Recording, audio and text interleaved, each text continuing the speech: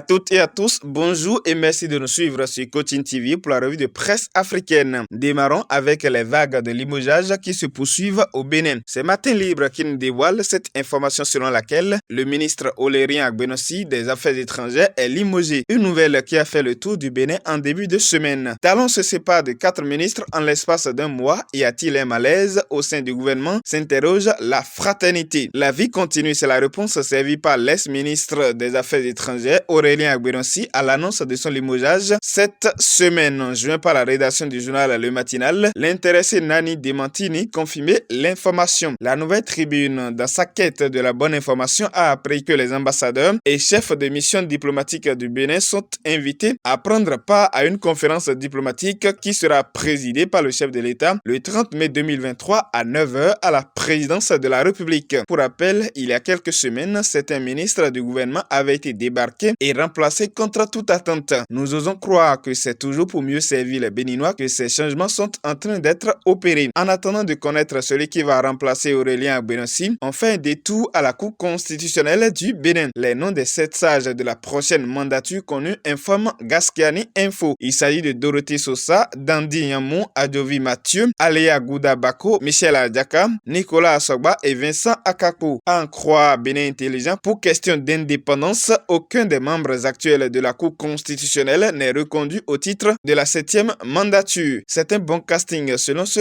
quotidien. Soulignons que la Cour constitutionnelle est la plus haute juridiction du Bénin en matière de constitutionnalité. Composée de 7 membres, c'est l'organe régulateur du fonctionnement des institutions et de l'activité des pouvoirs publics. Le mandat des membres actuels de la Cour prend fin en juin prochain. Passons les frontières du Bénin pour se retrouver au Nigeria, pays de Bola Tinubu, qui sera investi président le lundi 29 mai prochain. Selon les informations relayées par la presse africaine et internationale, cette semaine, Dangote dote le Nigeria d'une méga raffinerie de pétrole. Il s'agit de l'un des plus gros investissements du Nigeria et en Afrique. Plus qu'une infrastructure industrielle, la méga raffinerie ambitionne de répondre entièrement aux besoins en carburant du pays le plus peuplé d'Afrique et même d'en exporter sur le continent. Cet ambitieux projet promet également de stimuler la croissance économique, rapporte le Point Afrique. Le Monde Afrique fait savoir pour sa part que la raffinerie devrait non seulement produire de l'essence, mais aussi du gasoil, du kérosène et du fioul pour l'aviation en quantité suffisante pour couvrir la consommation totale en produits raffinés du Nigeria. Aliko Dangote souhaite donc exporter le surplus de la matière compétitive sur d'autres marchés, spécialement au sein de la communauté économique des États de l'Afrique de l'Ouest et plus largement sur tout le continent. Il s'agit d'une étape importante pour notre économie et d'un changement de donne pour le secteur pétrolier, non seulement au Nigeria, mais sur l'ensemble du continent, a ajouté le président sortant Muhammadu Buhari devant plusieurs chefs d'État africains, dont le président Mohamed Bazoum du Niger, Macky Sall du Sénégal, Nana Akufo-Addo du Ghana et Faure Gnassingbé du Togo. C'est l'Afrique qui gagne, jubile le pays, car les problèmes de pénurie et de rupture d'approvisionnement auxquels faisaient face les pays africains régulièrement pourraient désormais relever d'un lointain souvenir, relève le quotidien Ouagalais Le Pays. En termes simples, cette usine de production de pétrole classée première en Afrique et 6e au plan mondial va permettre aux nations africaines de satisfaire leurs besoins en produits pétroliers au Nigeria. Tout ça fait entrer des devises sur le continent pour son développement et crée plusieurs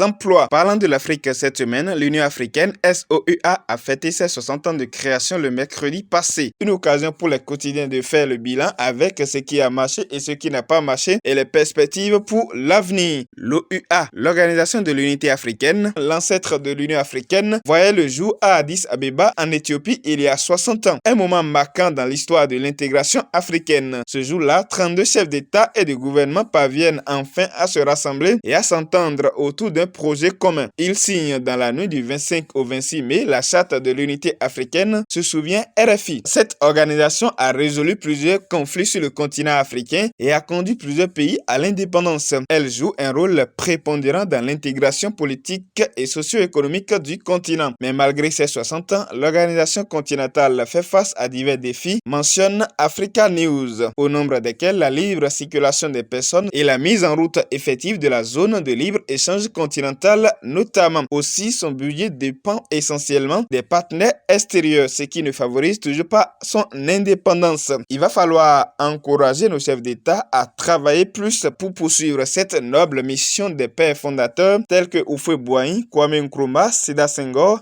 et bien d'autres pour l'émancipation du continent. Mais Félix Tshisekedi, de son côté, du 24 au 28 mai, est en visite en Chine pour renforcer les relations entre Pékin et Kinshasa, comme on peut le lire sur le site Digital Congo. Il vient répondre à l'invitation de Xi Jinping. Les deux hommes auront des entretiens sur les relations bilatérales, politiques, technologie, défense, économie et commerce seront au cœur de cette visite d'État. Avec cette visite, Félix Tshisekedi espère donner un autre élan à la coopération économique et commerciale entre son pays et la Chine, rapporte RFI. On peut donc se réjouir de ce partenariat gagnant-gagnant qui se pointe à l'horizon entre la Chine et la RDC. Pendant que la RDC passe à l'offensive diplomatique, il faut appeler à la paix au Sénégal où l'incompréhension règne entre l'opposition et la mouvance. En effet, qu'il vous souvienne que l'opposant Ousmane Sonko est accusé d'avoir violé une jeune fille dans un salon de massage. Au cours de la reprise du procès cette semaine, le procureur a requis une peine de 5 ans à 10 ans d'emprisonnement à son encontre, mais le leader du PASTEF de son côté crie à un complot politique pour l'empêcher d'être candidat aux élections présidentielles de l'année prochaine. Vivement que le respect de la loi et la tolérance puissent habiter tant le pouvoir en place au Sénégal que les opposants, car aucun motif ne pourra justifier la perte d'une vie humaine à travers les manifestations. C'est la même chose que nous souhaitons pour la Côte d'Ivoire, où le rejet du nom de Laurent Gbagbo de la liste électorale fait débat actuellement dans le pays. Cela fait suite à sa condamnation à 20 ans d'emprisonnement dans l'affaire du braquage de la BCEAO en 2010 pendant la crise post-électorale. Que les uns et les autres sachent raison garder donc afin de préserver le processus de réconciliation démarré afin qu'il aille jusqu'à son terme pour le bonheur de la population. Clôturons cette revue par le résumé des sorties du coach Pouillon cette semaine. Dans l'éclairage du coach, il était question d'une aubaine qui s'annonce